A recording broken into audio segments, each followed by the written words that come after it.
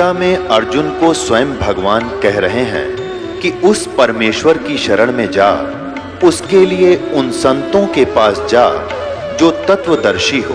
इसी प्रकार हजरत मोहम्मद को उनका अल्लाह कह रहा है कि कोई और पूर्ण परमात्मा है, उसको पाने के लिए उन तत्वदर्शी संत की तलाश कर। वो प्रभु कौन है, ये जानने के लिए कृपया अवश्य सुनिए जगत गुरु तत्वदर्शी संत रामपाल जी महाराज के अमृत वचन। अब देखिएगा, उन्हीं के स्वामी दयानंद जी के करकमलों से लिखा हुआ है।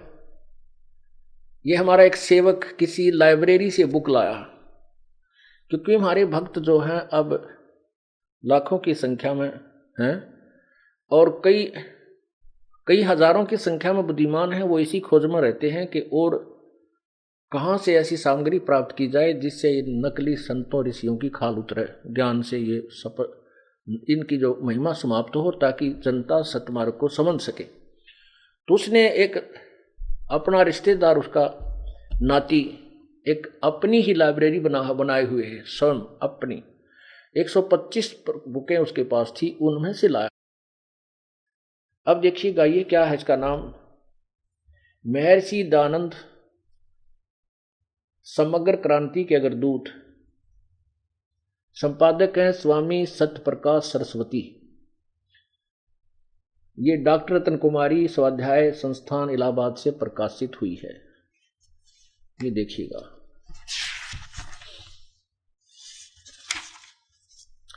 इसके अंदर शुरुआत है महर्षि दयानंद जीवन व्रत और कर्तृत्व। लेखिका डॉक्टर उषा ज्योतिषमती MSc DPhil, और ये इस संस्थान के द्वारा डॉक्टर रतन कुमारी स्वाध्याय संस्थान के द्वारा इसको संपादन हुआ है, प्रकाश हुआ है। यह है, देखो, स्वामी दयानंद निर्वाण सती निबंध सभा माला प्रथम पुरुष, संपादक स्वामी सत्यप्रकाश सरस्वती, प्रकाशक डॉक्टर रतन कुमारी स्वाध्याय संस्थान, विज्ञान परिषद भवन, महर्षि दयानंद मार्ग, इलाहाबाद। मुद्रक है सरयू प्रसाद पांडे, नागरी प्रेस, अलोपी बाग, इलाहाबाद। इसके देखिएगा, ये यहाँ से स्टार्ट होता है और ये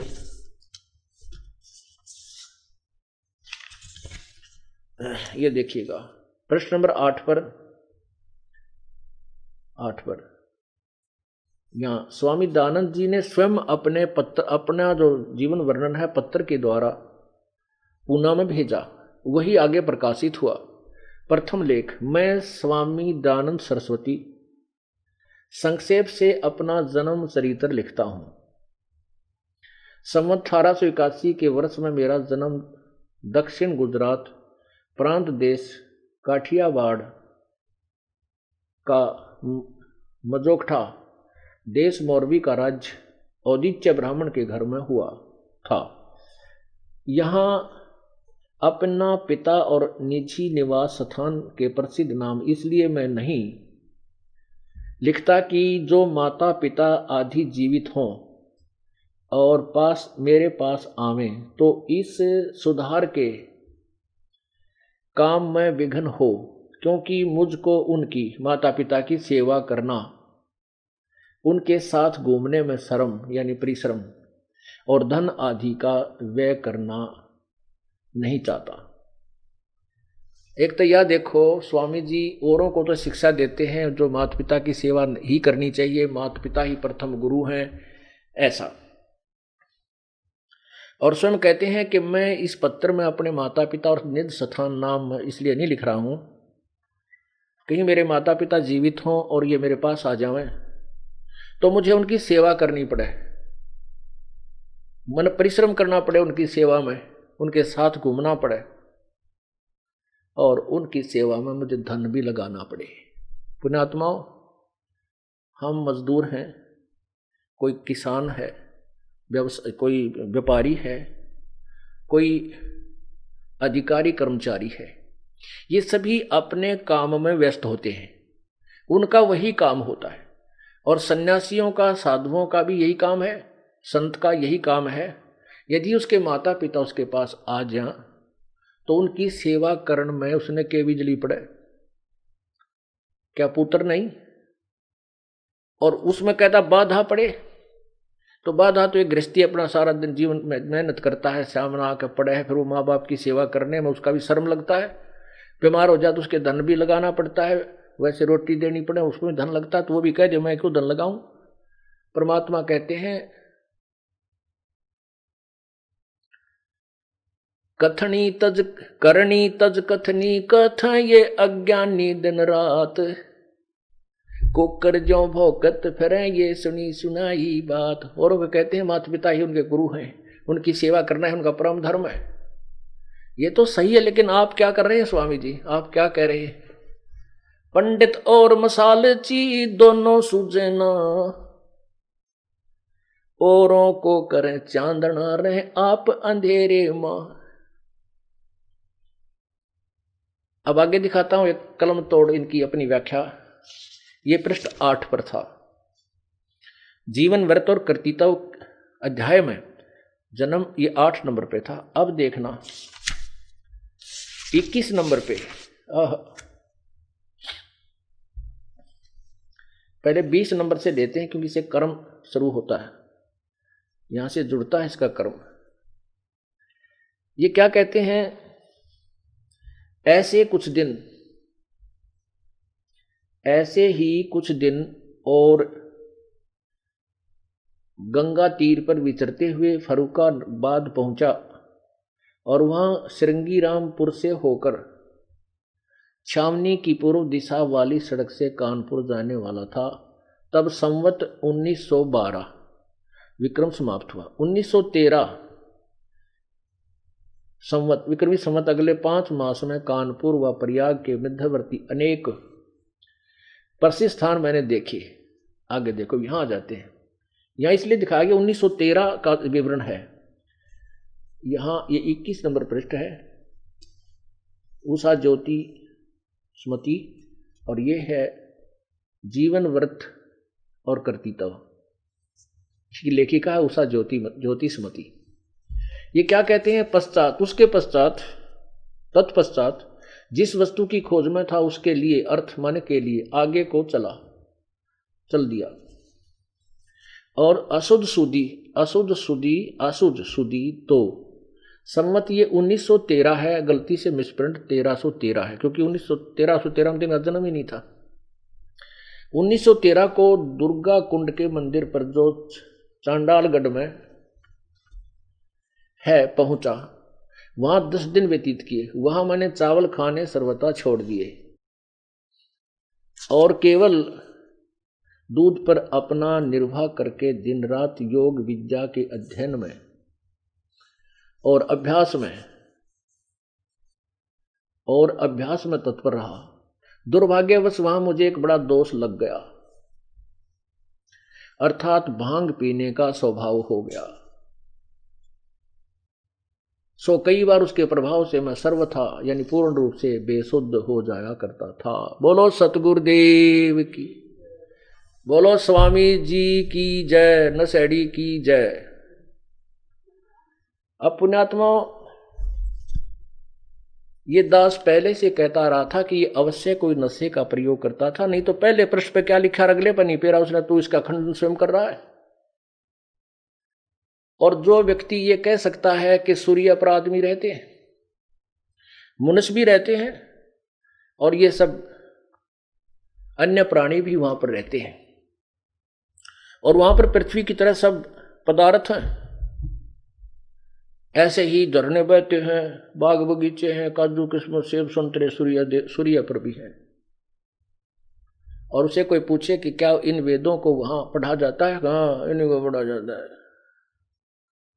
तो बगैर नशे के ये बात नहीं बोल सकता। जब आदमी सूर्य पर आदमी बताने जा रहा है तो खोपड़ी घूम जानी चाहिए, यदि वो होश में है। इससे सिद्ध है सत्यार प्रकाश ने इसी भांग के नशे में पूर्ण किया है। अब सत्यार प्रकाश देखिए कि सूर्य पर आदमी रहते हैं, ये भांग पीकर ही लिखा जा सकता है। स्वस्थ आदमी कभी नहीं लिख सकता। कम से कम सूर्य ने तो छोड़ देता, और तो झूठ बतेरी बोल रखी थी इसने, वो भी नहीं छोड़ पाया, क्योंकि इसको सोच ही नहीं थी क्या लिखने जा रहा है। ये देखो वही सत्यार्थ प्रकाश।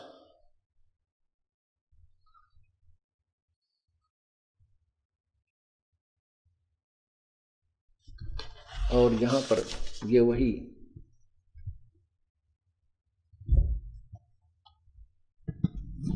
और देखना इसके 197-98 पृष्ठ पे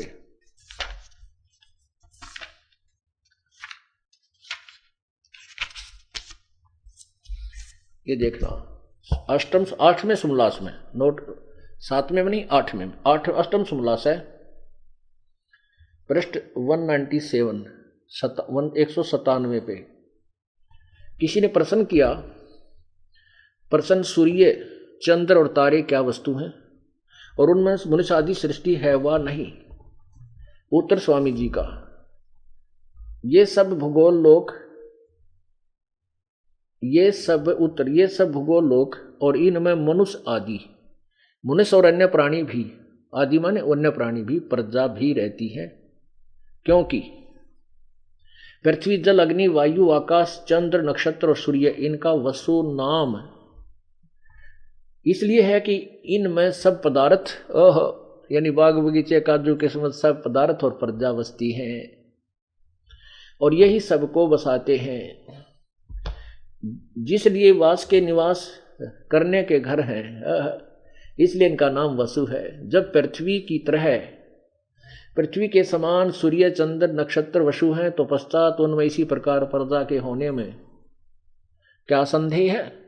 और जैसे परमेश्वर का ये छोटा सा लोक पृथ्वी, छोटा सा लोक मनुष्य आदि सृष्टि से भरा है, वह है, तो क्या वे सब लोग शून्य होंगे? परमेश्वर का कोई भी काम निष्प्रयोजन नहीं होता। तो इतने असंख्य लोकों में मनुष्य आदि सृष्टि न हो तो सफल कभी हो सकता है? इसलिए सर्वत्र मनुष्य आदि सृष्टि है। अब देखो,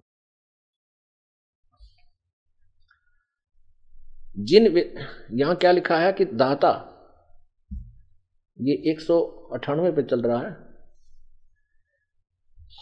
यहां लिखा है कि जैसे इस देश में, प्रश्न किया है, जैसे इस देश में मनुष्यादि सृष्टि की आकृति अवय है, वैसे ही अन्य लोकों में भी होंगे वह विपरीत। इसका कुछ वर्णन दिया है कि जैसे अफ्रीका में काले काले, चीन में जो हो उस प्रकार के, ऐसे अंतर हो सकता है। आगे देखो, दाता परमात्मा ने जिस प्रकार के सूर्य चंद्र धो भूमि अंतरिक्ष और तरसथ यानी वहां पर है, वहां पर सुख विशेष पदार्थ पूर्व कल्प के में रचे थे, वैसे ही इस कल्प अर्थात इस सृष्टि में रचे हैं तथा सब लोकंतरों में भी बनाए हैं, भेद किंचित मात्र नहीं है। देखो, सब पदार्थ क्या कहते हैं कि दाता परमात्मा जिस प्रकार सूर्य चंद्र धो आदि अंतरिक्ष और तरसथ, ये सूर्य चंद्रमा आदि बनाए और वहां पर सभी पदार्थ बनाए, पहले बनाए थे सुख विशेष पदार्थ, तो खास सुख देने वाले जैसे काजू किस्मत सेब संतरे जल है, ये सब उस वहां भी पूर्व कल्प में रचे थे और वैसे ही इस कल्प में भी रचे। अर्थात स्वामी जी का कहने का भावार्थ है कि जैसे इस एक कल्प के अंत में ये सभी लोग रचे जाते हैं और इनमें सभी पदार्थ भी परमात्मा ही रचता है, ऐसे ही अब भी रचे हुए हैं और सब में ये सब व्यवस्था है, सब पदार्थ है। और आगे पूछा कि क्या उन लोकों में सूर्य आदि में ये वेद पढ़े जाते हैं? इन्हीं वेदों को पढ़ते हैं? कहते हाँ, ये इन्हीं को पढ़ते हैं। ये देखो इसी 198 पृष्ठ पे सत्यार्थ प्रकाश है, ये सब अर्थ, ये 8वां सुमला चला है, 9वां उधर हो गया, यहाँ लास्ट में है। जिन वेदों का इस लोक में प्रकाश है, उन्हीं वेदों का उन लोकों में भी प्रकाश है वा नहीं, उन्हीं का है। जैसे एक राजा की राज्य व्यवस्था नीति सब देशों में समान होती है, उसी प्रकार परमात्मा राजा राजेश्वर वेदोक्त नीति अपने सृष्टि रूप सब राज्य में एक सी है। अब पुण्यात्माओं, ऐसे महर्षियों ने ये बट्ठा बैठा रखा। ये स्वयं स्वीकार करता था, अबरक भस्म खाता था, तमाकू सूंघता था, और सबसे बड़ी बात भांग पीता था। ओए होए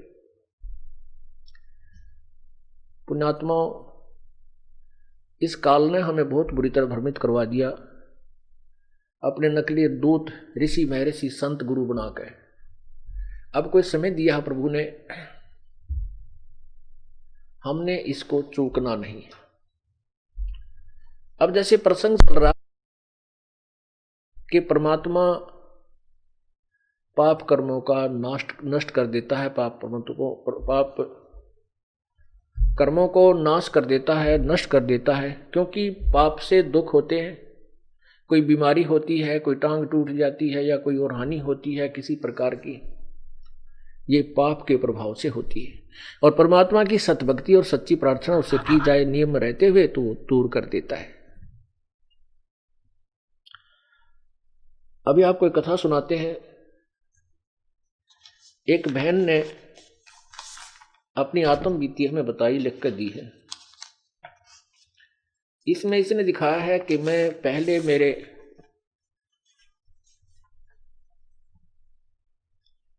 यानी बच्चादानी में कैंसर डिक्लेयर कर दी, और उसकी ये एक्सरे उतरवाए, अल्ट्रासाउंड भी उतरवाया। ये देखिएगा,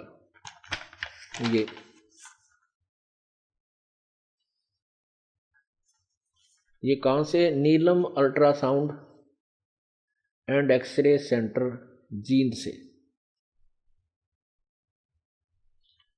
तो इन्होंने बताया कि आपको बहुत ज्यादा भयंकर जो है वो हो गई है, कैंसर आपको है। इसने सब टेस्ट वेस्ट किए, बहुत ज्यादा टेस्ट किए हुए इस पे। इस बहन ने उपदेश ले रखा है। इसने कहा कि मैं चंद्रो वाइफ ऑफ राम कुमार, गांव देश खेड़ा, जिला जींद से हूं। मैंने सतगुरु रामपाल जी महाराज जी से सन 2006 में नाम उपदेश प्राप्त हुआ था। इससे पहले मुझे मासिक धर्म में पीड़ा होती थी।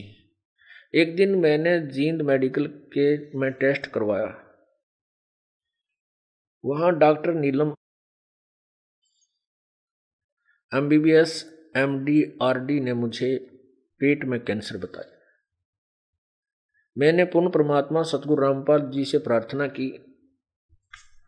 जब मैं 2 महीने बाद दोबारा उसी डॉक्टर के पास ऑपरेशन के लिए गई तो उन्होंने यह घोषित कर दिया कि पेट में कैंसर नहीं है। दोबारा उन्होंने अल्ट्रासाउंड किया, टेस्ट किए, कहते हैं आपके कोई कैंसर नहीं है। बोलो सतगुरुदेव।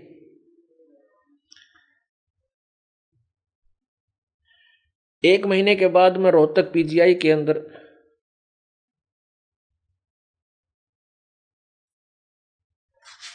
डॉक्टर के पास गई। उन्होंने मुझे छाती में राइट साइड में कैंसर बता दी।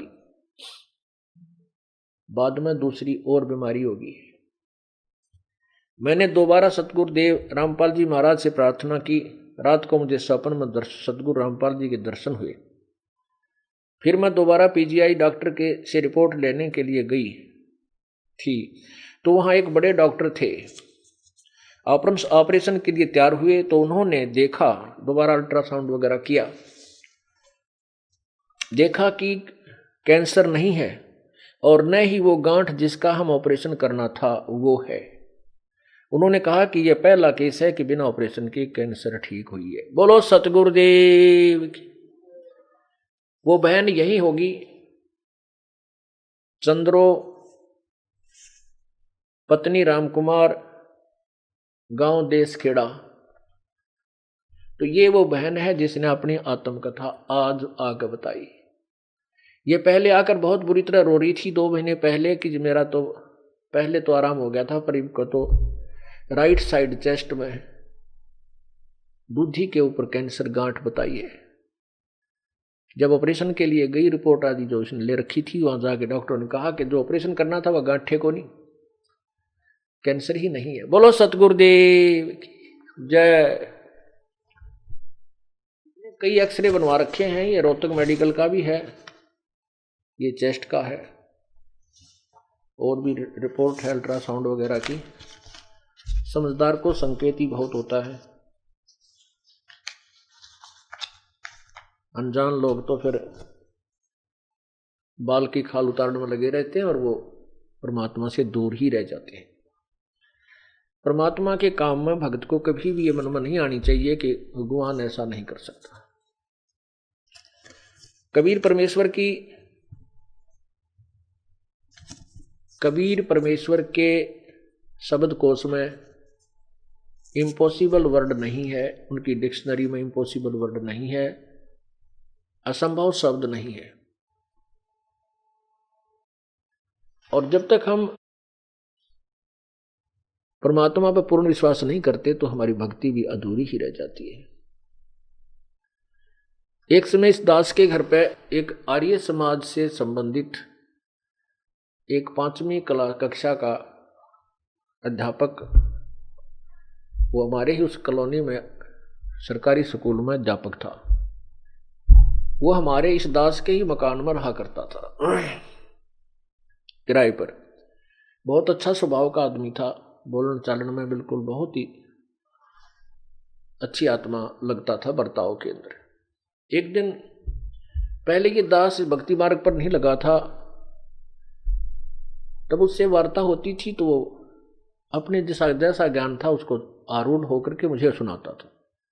हम मान लेते थे कि भी जैसे द्रौपदी का चीर बढ़ गया, वो नहीं मानते थे, कहते ऐसा कुछ नहीं हो सकता, ये तो भ्रमित करने वाली बातें हैं, कोई रोग आदि ठीक भगवान नहीं कर सकता। नरसिंह जी की हुंडी जैसे भगवान ने आकर के 500 नोट दे दिए थे, कहता ये सब बकवास है, परमात्मा ऐसे नहीं करता, परमात्मा तो बस जैसा किया है वैसा ही फल दे देता है। जब इस दास को उपदेश प्राप्त हुआ, फिर दास के साथ वो कृष्ण में हुए जो भगवान किया करता है। इस दास ने अपने आगे एक बैठक थी बनाई, उस बैठक के ऊपर एक अलग से पूजा स्थल बनाया, वो 5.5 बाई 15 फुट का गैलरी के ऊपर। उसमें आमने सामने 2 झांकी लगाई, खिड़की लगाई, विंडो,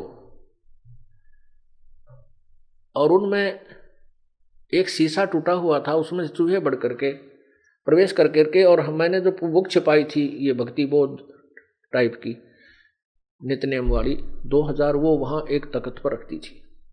चूहे बनकर उसको बढ़कर उसमें काट रही थी प्रवेश करके। पहले जब ये वो कुटिया बनाई ऊपर, ये दास 2 जाली ले आया था, माप कर ले गया था, और वो जब लगाने लगे तो वो छोटी रहेगी, छोटी भी लगभग 10 इंच एक तरफ से, 8 इंच एक तरफ से, ऊपर ठीक है, बराबर चौड़ाई में कम थी वो, या तो मेरे लखन में अंतर रह गया या उसके काटन में जो जाली काट के दे था। ये लोहे की जाली जो मच्छरों से बचाव के लिए लगाई जाती है विंडो के ऊपर, खिड़की के ऊपर। फिर मुझे याद आया कि क्यों ना उन दोनों जालियों को जो छोटी रह गई थी इस एक ही खिड़की के ऊपर, विंडो के ऊपर लगा दूं, ताकि इसमें से चूहे प्रवेश ना हो सके।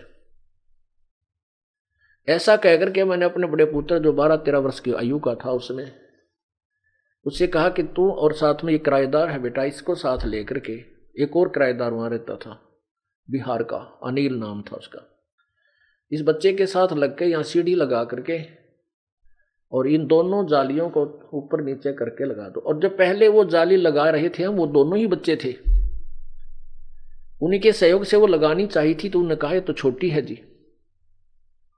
मैंने अपनी आंखों देखा, लगा कर इधर देखा इधर देखा, वो वास्तव में छोटी थी। मैं कहकर चला गया, बच्चे ने सामने एक जाली लगा रखी, दूसरी जाली वहीं पड़ी, वो हमने उठा करके स्टोर में डाल दी थी।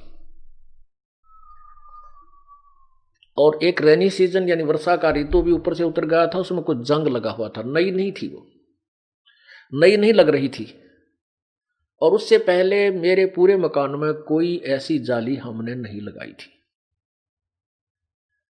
क्योंकि ये मन बहुत ऊट पटांग सोचने में तैयार हो जाता था, ऐसे नहीं हो सकता, ऐसा हो गया होगा। ये सब शिकंजे काट दिए इसके, सब इसकी पर काट दी परमात्मा ने मन की। ये विश्वास नहीं होने देता परमात्मा पर, और विश्वास हुए बिना भक्ति नहीं हो सकती।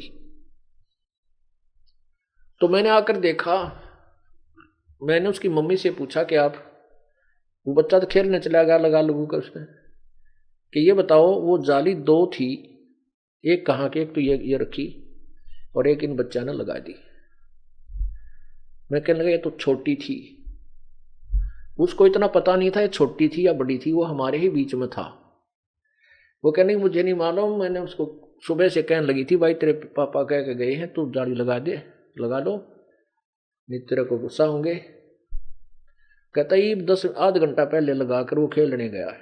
मैंने तुरंत बुलवाया, मैंने उससे कहा बेटा, मैंने उसकी माँ से कहा कि एक सच्ची बता ये कोई बदलवा तो नहीं लाया जाली को? नहीं, मैंने उतार के दी है अभी इसको, 1 घंटा पहले डाली थी, स्टोर से निकाल लिया। मेरे तो पसीना आ गया कि हे प्रभु, सचमुच आप जैसे सुने वैसे ही मिले कबीर देव। लड़का बुलाया, वो किराएदार बुलाया, लड़के से कहा कि क्योंकि बच्चे भी भक्ति पर लग चुके थे, 2 वर्ष हो गए थे हमने नाम लिए न। मैंने कहा कि बेटा परमात्मा कबीर जी की कसम खा, मेरे सिर पे हाथ रख कि तू जो कहेगा सच कहेगा। क्या हो गया पापा? ये बता तो ये जाली बदलवा के लाया है या वही है? कहने लगा ये वही जाली है, मेरी माँ ने उतारी थी, ये अनिल रहा, इससे पूछ लो। उसने भी यही कहा। तो मैंने उनसे याद दिला, उनको याद दिला के ये पहले हम लगाने लगे थे तो छोटी थी, अब पूरी कैसे होगी? पूरी होकर के ऐसे चौड़ाई में पूरी होकर के और 6-7 इंच और एक्स्ट्रा थी, ऐसे मुड़ी हुई, आज तक प्रमाण है वो। अब मैं तो गदगद हो गया भाई, मुझे मालूम है ये क्या हो गया और कैसे हो गया। सतगुर जो चावे सो कर ही, 14 कोट दूत जम डर ही, ऊत भूत जब त्रास निवारे, चित्रगुप्त के कागज पढ़। मैंने कहा ये दूसरी भी लगा देना। अगले दिन उन्होंने वो दूसरी भी लगा दी, वो भी सेम सती थी। उसके बाद इस दास का जीवन ही पलट गया कि परमात्मा के संविधान में ये होना ही नहीं चाहिए कि ऐसा नहीं हो सकता, वैसा नहीं हो सकता। अब मैंने सोचा कि ये जो आर्य समाजी टीचर है, अध्यापक है, इसको बता दूं। शास्त्री जी को आया था, वो 5वीं का अध्यापक था, हेडमास्टर। 5वीं तक का ही वहां स्कूल था, प्राइमरी स्कूल। कि बहुत अच्छा आदमी है, बहुत नेक विचार रखता है, आज इसका पेटा भर दें, सारे परिवार वाले कसम खा खा के जचा जाएंगे और इसका कल्याण हो जाएगा। उसको बुलाया शाम के समय, अगले दिन जब वो अपनी ड्यूटी से आ गया। मैंने कहा देखो अध्यापक जी, क्या आप मानते हो कि द्रौपदी का चीर बढ़ा था? कहने लगा ये कोई बात करते हो आप पढ़े लिखे हो, कोई इंजीनियर हो करके ऐसी रूढ़िवादी बातें करते हो, ये कभी नहीं हो सकता। मैंने कहा देखो ये जाली लगी है, चलो मैं दिखाता हूं। ये 8 इंच छोटी थी और इन दोनों बच्चों ने, उसकी मम्मी भी वहीं पर, वो लड़का भी और अनिल भी बुला लिया मैंने किराएदार, वहां ये पूछ लो उनसे।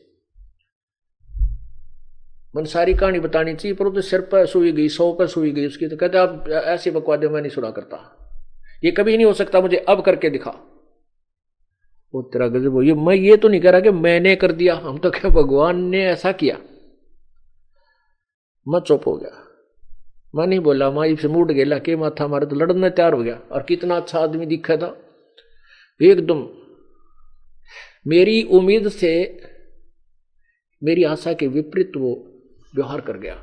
मैं बिल्कुल खामोश हो गया भाई, इसके लिए बोलना तो एक लड़ाई को ही आगे बढ़ाना। मैं चुप हो गया बिल्कुल।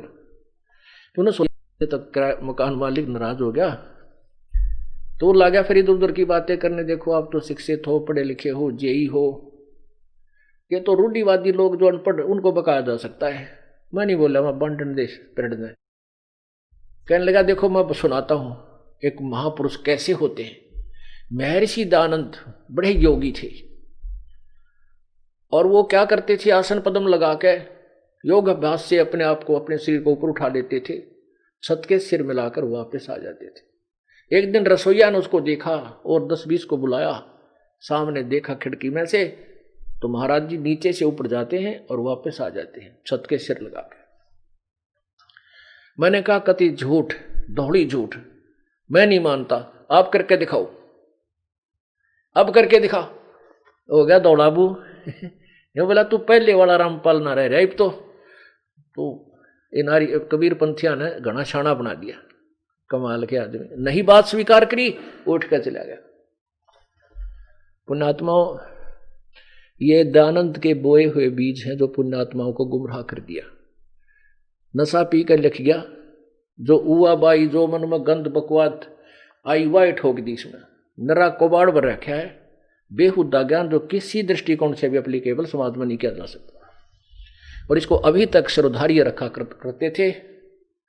अब बुद्धिमान समाज इसको धिक्कार रहा है। पुण्यात्माओं, एक समय दो भक्त अपने घर में साधना करते थे, अपने झोपड़ी डाल रखी थी उन्होंने। एक ने 40 वर्ष हो गए थे साधना करते, उसकी दाढ़ी सिर के केस बढ़े हुए थे, बड़ा महापुरुष ऋषि नजर आता था। एक भक्त ने अभी 4 वर्ष से ही साधना प्रारंभ की थी। एक देवदूत आता था, वो उनसे प्रभु की चर्चा किया करता था, बड़े गदगद होते थे। एक दिन देवदूत ने भगवान से कहा कि प्रभु, ऐसे ऐसे उस ग्राम में आपके 2 बड़े श्रद्धालु भक्त रहते हैं, आप में अटूट श्रद्धा रखते हैं, अटूट विश्वास है आपके ऊपर। भगवान ने कहा कि नहीं, उनमें से एक ही मेरा परम भक्त है, एक तो डोंगी है। तो उसने कहा कि हाँ, वो होगा जो अभी 4 वर्ष से लगा है। परमात्मा ने कहा नहीं, जो 40 वर्ष से लगा है वो पाखंडी है, उसको विश्वास नहीं है मेरे पे। अब देवदूत कैसे माने कि 40 वर्ष से जो दाढ़ी बढ़ाकर भक्ति कर रहा है और वो नौका उसको कह रही है, वो सुन्न हो गए। भगवान ने सोचा कि देवदूत का जची नहीं, यह बात यकीन नहीं आई। तब भगवान ने कहा कि देवदूत, क्या आपने मेरी बात पर अविश्वास है?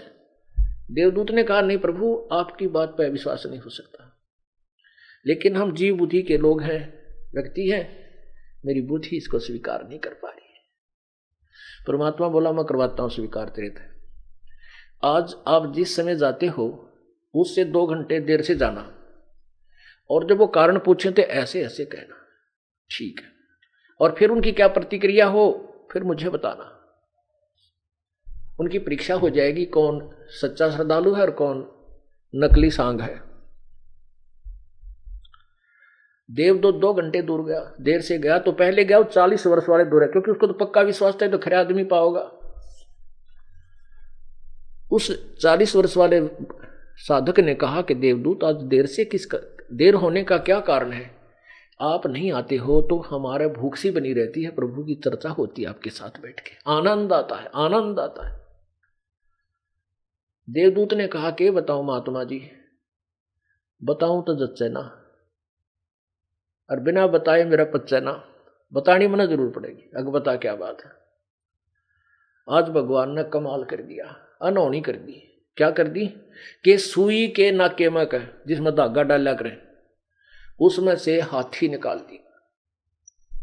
और भाई वो समय महात्मा जी निर्धारित था, मैं देखने के लिए रुक गया कि भगवान कैसे निकालेंगे। तो वो कहता है 40 वर्ष वाला साधक, कहते हैं देवदूत, ऐसी गोपोड़ पेल जो किसी का जच जा, ऐसी झूठ नहीं बोला करते, ये कभी हो सकता है? अरे बुद्धिमान, ये कभी संभव हो सकता है? अब देवदूत उस डांगर के मुंह का ना देखे, देख तेरा गजब हुई हो। भगवान पे अविश्वास और भक्ति का ढोंग कर रहा है। उठ कर चाल पड़ा, भगवान ठीक है, कहते नरा पशु है। अब गया उस 4 साल वाले के बाद पास के, यूं तजुमा कंडेम पाओगा जो 40 साल वाले ने ये ऐसी व्याख्या दी है। उसने डरते डरते ने कही, भैया जवान बालक है, कदे गढ़ ना दे तुझे। बैठा रहा, उसने भी कारण पूछा देर से आने का, उसको भी ऐसे ही बताया गया। तो उसने पूछा कि क्या बात है बताइए। देवदूत ने कहा कि देरी ऐसे आने का कारण मैं बताऊं तो जच्चा नहीं, किसी का यकीन नहीं होता। ऐसी अनहोनी प्रभु ने की। उसको देखने के लिए मैं देर से आ पाया, उसको देख कर आया। और वही नहीं बताऊं तो मेरे पर डटा जाना, बताऊंगा। तो वो कहने लगा बताओ क्या बात है। वो 4 वर्ष वाला कहने लगा बताओ क्या बात है। देवदूत ने कहा कि आज प्रभु ने 1 बजे ऐसे उस सुई के नाके में कह, सुई के सुराख में का हाथी निकाल दिया। पर मैं तो असमंजस में पड़ गया, देखता ही रह गया। तो वो कहता 4 वर्ष वाला के देवदूत भगवान निकाल दे सारी पृथ्वी ने सुई के नाके में गए, या भी कोई अतरज की बात है। बोल सतगुरुदेव। तो सीने से लगा लिया उस देवदूत ने उस 4 वर्ष वाले साधक को। ने बोला धन्य तेरे माता पिता को जिससे जन्म लिया। अब परमात्मा कहते हैं जीवन तो थोड़ा ही बला दे सत सुमरण हो, जो 1,00,000 वर्ष का लेख जीवना भाई लेख है दरेना को। बोलो सतगुरुदेव। कर जोरूं विनती करूं, धरूं चरण पर शीश। गुरु राम देवानंद जी महाराज ने दियो नाम बख्शीश। कोटि कोटि सिजदा करूं, कोटि कोटि प्रणाम। चरण कमल में राखियो मैं, बंदी जाम गुलाम। कबीर जय इब कै सतगुरु मिले, सब दुख आँखों रोए। चरणों ऊपर शीश धरूं, कहूं जो कहनी हो। कबीर साईं मिल लेंगे, पूछेंगे कुशलात। आद्य अंत की सब कहूं, अपने दिल की बात। गुरु जी तुम ना भूलियो, चाहे 1,00,000 लोग मिल जाएं। हमसे तुमको बहुत हैं, तुमसे हमको नाई। तुम्हारे विसारे क्या बने, मैं किसकी शरण में जाऊं। शिव वृंश मुनि नारद, इनके हृदय न समाऊं। अवगुण किए तो बहुत किए, करत न मानी हार। बावे बंदा बख्श दियो, बावे गर्दन उतार। अवगुण मेरे बाप जी, बख्शो गरीब नवाज। जो मैं पूत कपूत हूँ, बड़ पिता को लाज। मैं अपराधी जन्म का, नक्सक भरे विकार। तुम दाता दुख भंजना, मेरी करियो संभार।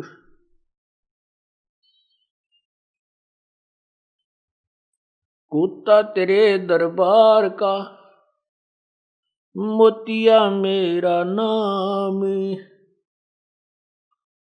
गले प्रेम की जेवड़ी,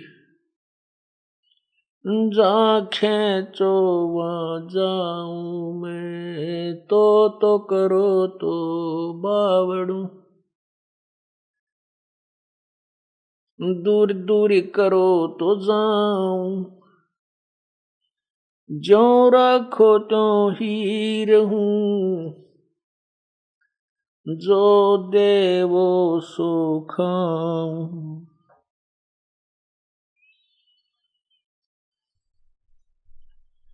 बंदी छोड़ दयाल जी, तुम तक हमारी दौड़े, जैसे कागज जहाज का सूजत और न ठोरे। परम पिता परमात्मा सारी सृष्टि के रचनहार कुल मालिक, सर्व सृष्टि रचनहार कुल मालिक कबीर देव, कबीर प्रभु, कबीर साहब,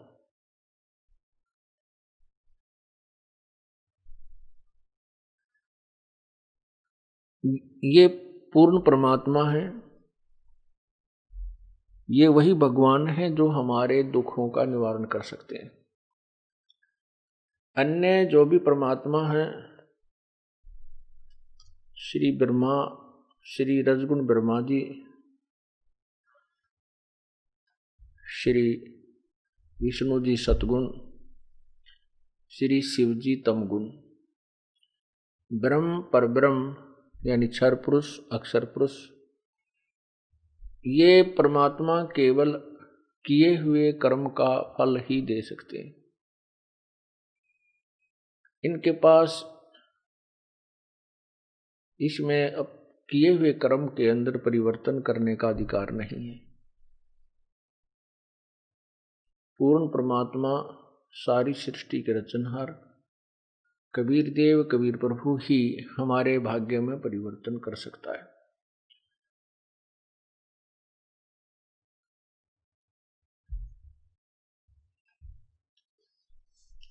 वो कब करते हैं? जब हम उनके चरणों में विधिवत मर्यादावत लग जाते हैं, आजीवन मर्यादा में रहते हैं।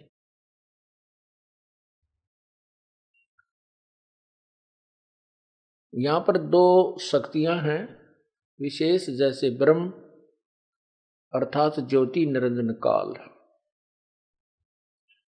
और दूसरा ये पूर्ण ब्रह्म।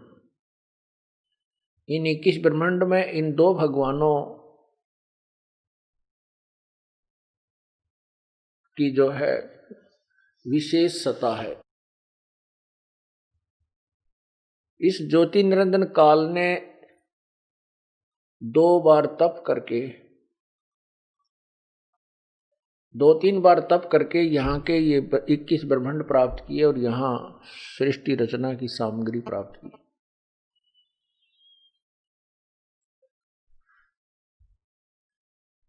इसलिए ये यहाँ का 21 ब्रह्मांड का कंट्रोलर है। ओवरऑल कंट्रोलर जो है वो कबीर परमात्मा है, पूर्ण ब्रह्म है। यदि नियम का भंग ब्रह्मा करता है, विष्णु करता है, शिव करता है, इनको भी दंड भोगना पड़ता है। ब्रह्म करता है, इसको भी भोगना पड़ता है, पर ब्रह्म भी अगर अपने नियम भंग करता है उसको भी दंड परमात्मा देता है। जैसे आपने देखा, पढ़ा, आपका पवित्र हिंदू धर्म में जन्म होने के कारण आपको भगवान श्री विष्णु जी, श्री कृष्ण जी, श्री राम जी के चरित्र का मैं तो बहुत बार सुना हुआ है। विष्णु रूप में, विष्णु जी अर्थात श्री रामचंद्र जी रूप में जब अवतरित हुए, उन्होंने बाली को मारा था, सुग्रीव के भाई को, धोखे से। उसका भी दंड भगवान श्री रामचंद्र उर्फ विष्णु जी ने भोगना पड़ा।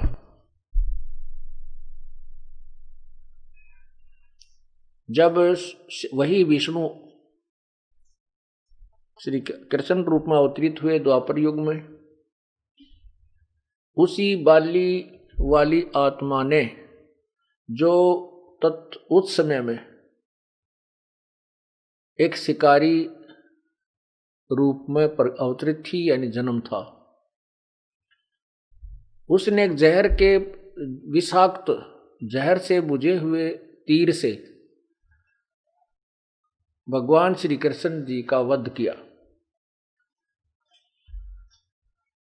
तो इससे सिद्ध है कि पूर्ण परमात्मा सारी सृष्टि का रचनहार कुल मालिक कोई और है जो इन्हें भी सजा देता है, इनको भी दंड भोगने के, कर्म भोगने के लिए बाध्य करता है। पुण्यात्माओं, अभी तक हम परमात्मा के विषय में बहुत अपरिचित हैं। हम प्रभु की परिभाषा से भी परिचित नहीं है।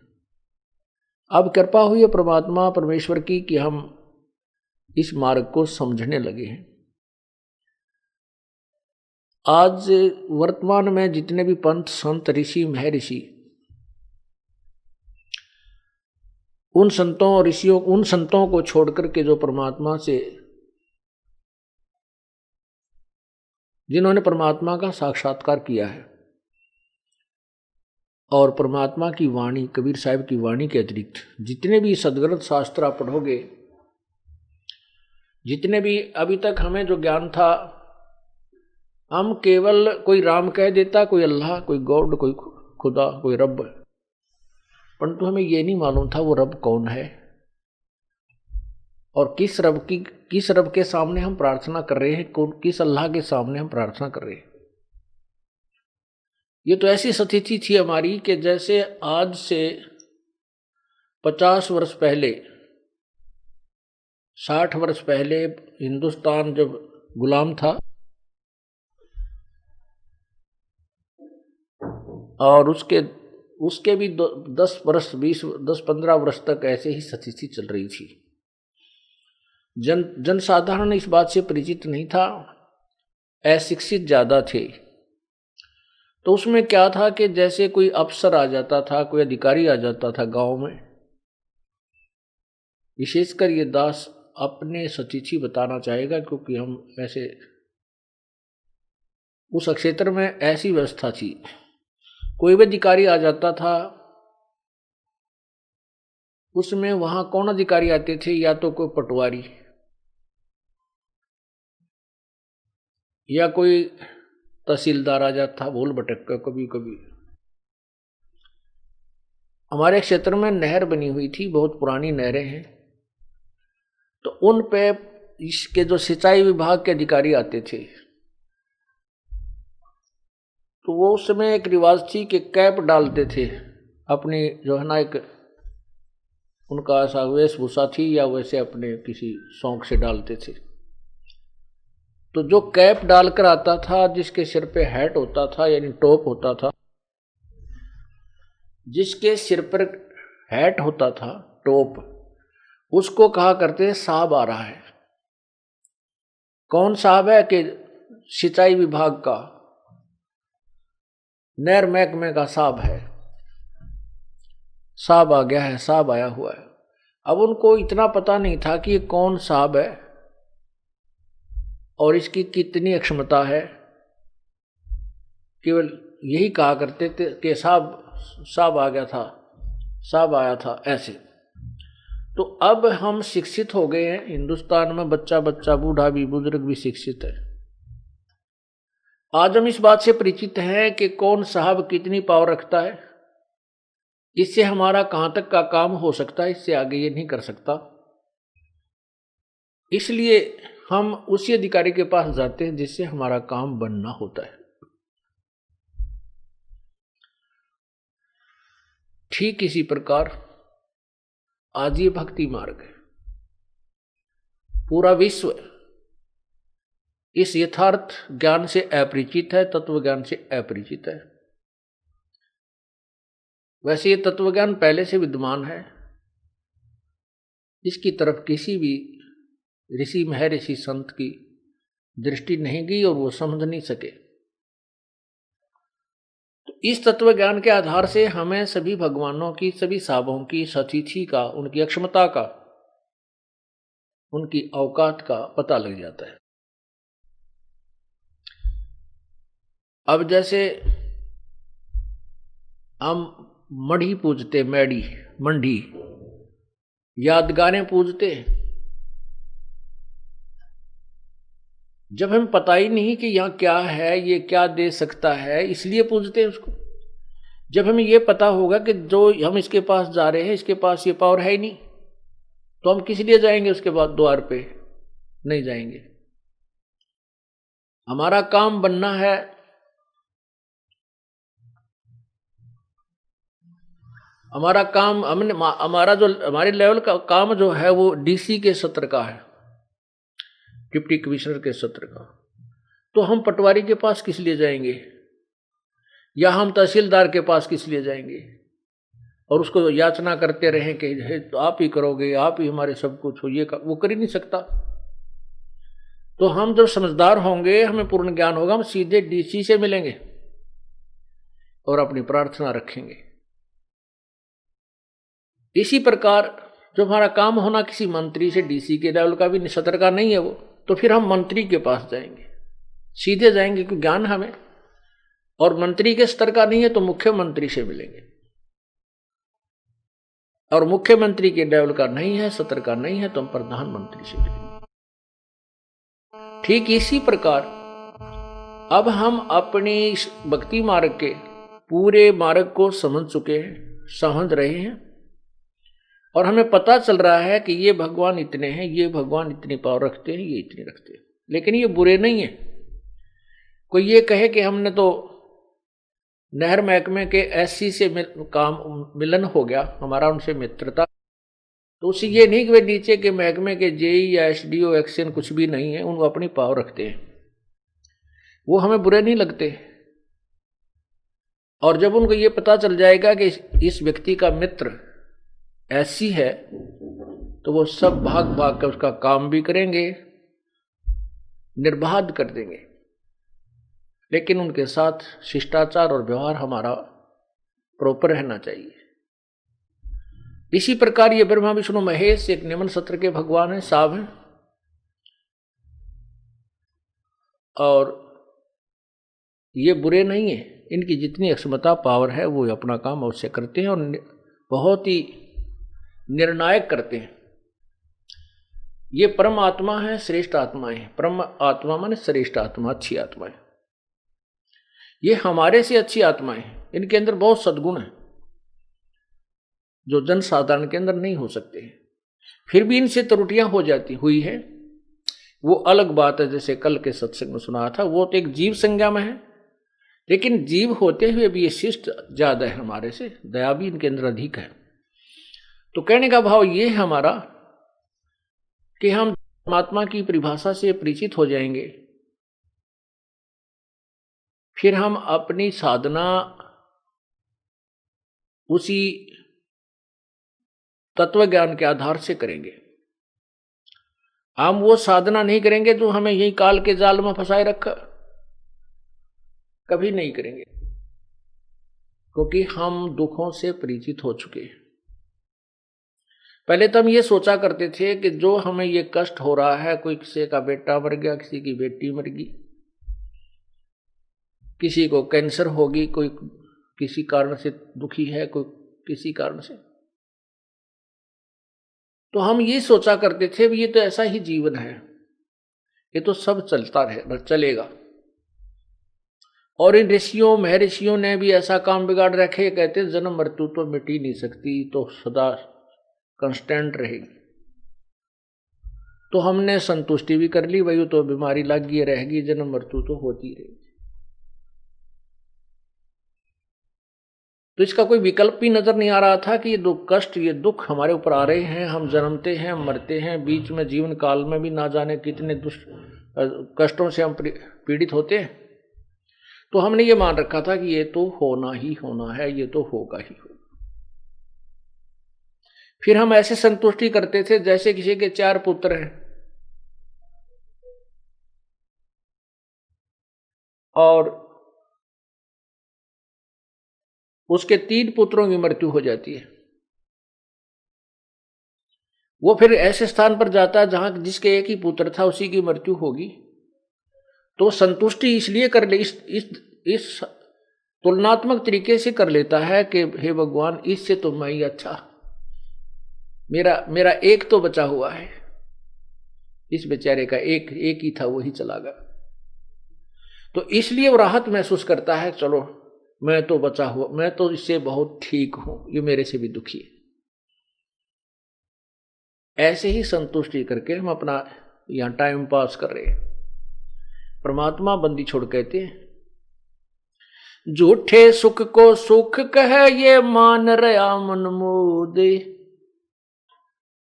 ये सकल चबीना काल का कुछ मुख में कुछ गोद। एक भक्त आया, उसके एक ऐसी कन्या उत्पन्न हुई जिसके गुदा नहीं थी, टट्टी का रास्ता नहीं था।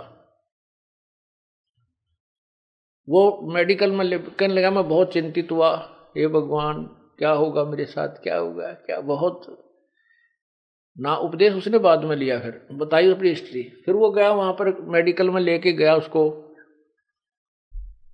तो वहां उसने 4-5 केस और ऐसे ही मिले उस वार्ड में। वो बताता है कि फिर मैंने ये राहत की, महसूस किया, मुझे कुछ राहत मिली। क्या राहत मिली कि मेरे जैसे और भी बहुत है। बताइए इससे क्या लाभ हो गया उसको। उसकी लड़की का तकलीफ है और वो बिल्कुल बहुत भयंकर है, इसी और भी पा गए तो उसको क्या राहत मिली। इन्होंने बोला फिर मेरा दिल सा टिक गया। पुण्यात्माओं आड़त यहां पर तो ऐसा ही है, कोई विकल्प है नहीं। अपनी संतुष्टि एक दूसरे को देखकर हम दिल डांट लेते हैं, लेकिन ये सुख नहीं है।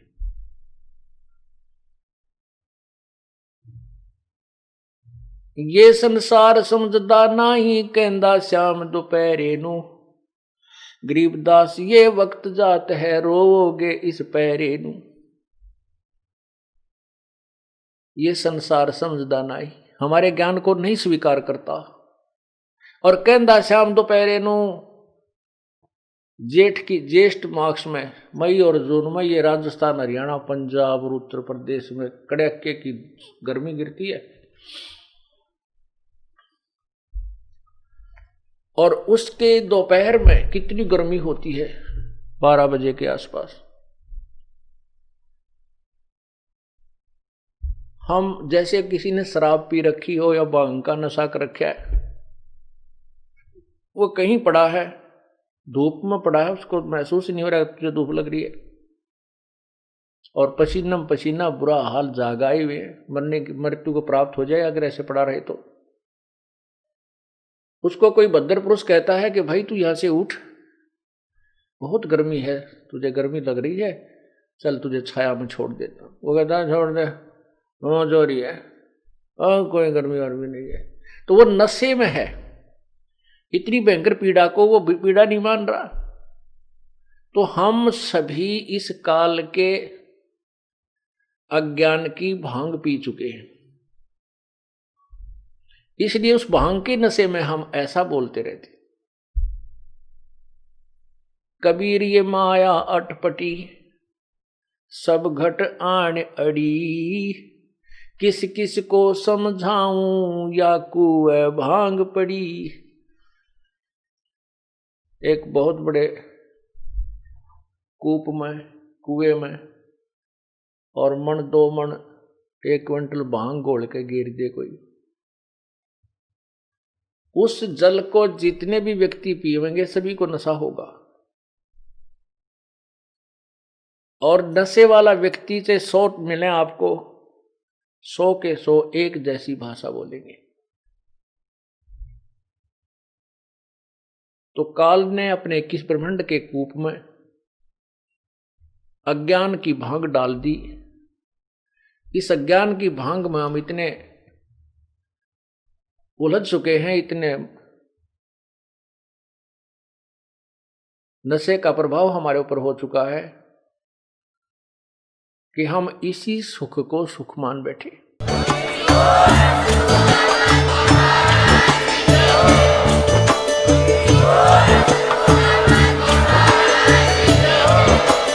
आप सुन रहे थे जगत गुरु तत्वदर्शी संत रामपाल जी महाराज जी के मंगल प्रवचन। अधिक जानकारी के लिए विजिट कीजिए हमारी वेबसाइट www.jagatgururampalji.org। संत रामपाल जी महाराज जी के शुभ आशीर्वाद से पूरे विश्व भर में 500 से भी ज्यादा नाम दीक्षा केंद्र हैं, जिन पर संत रामपाल जी महाराज जी द्वारा ऑनलाइन निशुल्क नाम दीक्षा दी जा रही है। अपने नजदीकी नाम दीक्षा केंद्र का पता करने के लिए संपर्क करें 8222880541।